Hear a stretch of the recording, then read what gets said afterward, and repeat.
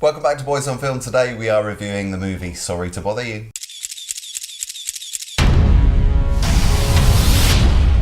So Raj, you saw Sorry to Bother You.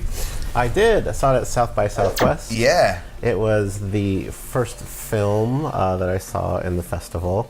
As with South by Southwest, you don't really know what you're getting yourself into sometimes. You don't really know much about the film. Yeah.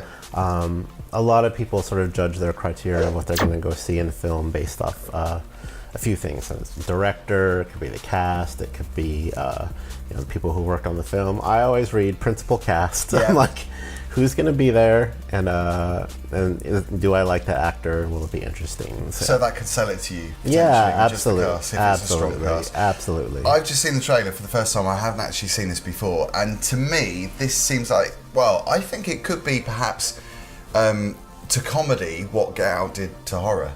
Well, it is quite an interesting comparative. This is probably the craziest movie you will see this summer. First-time director named Boots Riley shopped this film out to so many different people, and it was so wildly out there and crazy that got rejected quite a few times. Yeah. And so finally they ended up making the film. It's got picked up for distribution. He got some real star talent on there. Armie Hammer signed on. With a beard. Yeah, with a beard. Woof! Yeun from the Walking Dead signed on.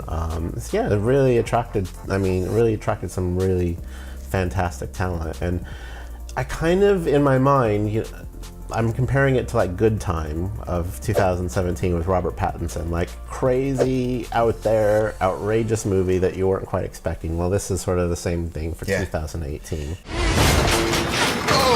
Thought you said you fixed that. Get a room! I got a room, mother... It looks like a comedy with a message, though. Much like Get Out, that was a horror film, but it was a game changer because it had a really serious message. Well, this movie is set in an alternative universe. So in this alternative universe... So not so serious, then. There's a few things that are different. So in this alternative universe, you can actually sign up for lifetime contracts for food and shelter in exchange for working. So basically, you and your whole family work for this company, doing God knows whatever, in exchange for food and roof over your head. And a lot of people are like, well, this isn't right, blah blah blah blah blah. And that's sort of Armie Hammer is like the CEO and runs this whole new way of working. Cassius, who you see in the trailer, he's a guy, he's a bit down on his luck, trying to find a job, ends up going into telemarketing, and not very good in the beginning, but at the advice of Danny Glover, who tells him to use his white voice, he becomes a telemarketing superstar, rises up in the ranks, gets to literally take the gold elevator up to the top floor, and when he gets to the top floor, he finds out that he's actually selling companies on buying the services for this lifetime contract thing. So there's a bit of a moral message in there. And then his girlfriend is completely against the idea. They start picketing and rioting about it. A few things go viral. And at the end, I'm not going to spoil it for you because it's so crazy and out there, but at the end you find out what actually this company's ultimate goal is to do, and it's fucking bonkers. Let me give you a tip. You want to make some money here? Use your white voice. My white voice. I'm not talking about Will Smith's wife, like this young blood. Hey, Mr. Kramer, this is Langston from Regal View. As always, we'll be getting that out to you right away. It was really one of those movies that I was just like, you know what? I don't know what this is all about. Was such a huge Calling by Your Name fan. I'm like, I just want to go see Armie Hammer and, just see him speak and talk. And, I love The Walking Dead, so Stephen Yeun was there as well. And maybe that's a really shallow reason to go see a movie, but pleasantly surprised. I loved it. It was hilarious. People don't know too much about the movie, but if you hear about it the next coming months, on your summer watch list, Sorry to Bother You must go on your movie watch list. Welcome, Power Caller. I hope you did not masturbate today. We need you sharp and ready to go. Don't you think sometimes with comedies, it's really hard to find a comedy that is smart and intelligent? Because this, judging by the trailer, looks like it is quite smart. Super intelligent, super smart.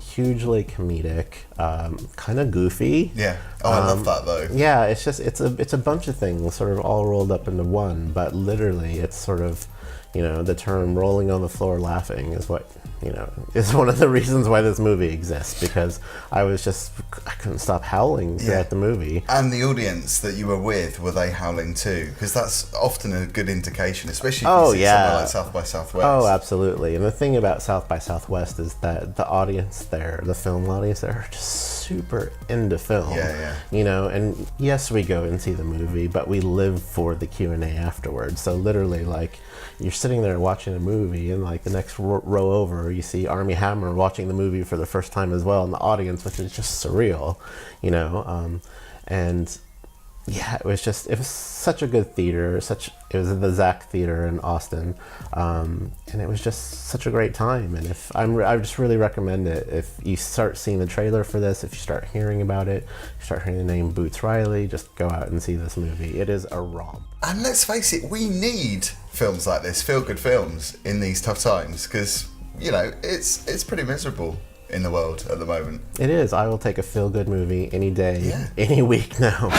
Here's the starting salary. Well, man, I'm gonna have to get me some new suits. So, star rating? 4 stars out of 5 for me. I did have a few, super little tiny issues with it, but overall, I just think that it was just so well done, so creative, 100% original. You will not even begin to suspect what the ultimate goal of this movie is. I'm curious about those little issues, the niggles, because I know it's a 4-star rating, so you don't want to dwell on that too much, but what were they, just out of interest? Oh, just some of the dialogue, okay. And then some of the special effects too, which you really won't tell what is needed in special effects from the trailer, but when you find out what the goal of the film is, you'll be. But then I suppose in a comedy, you shouldn't really worry about that too much. Yeah. Especially, I suppose it's different in a sci-fi movie or something that's dramatic. Just wait till you see the movie. Okay. Don't forget to like this video. We are back for another movie review on Friday and TV reviews on Monday. See you next time.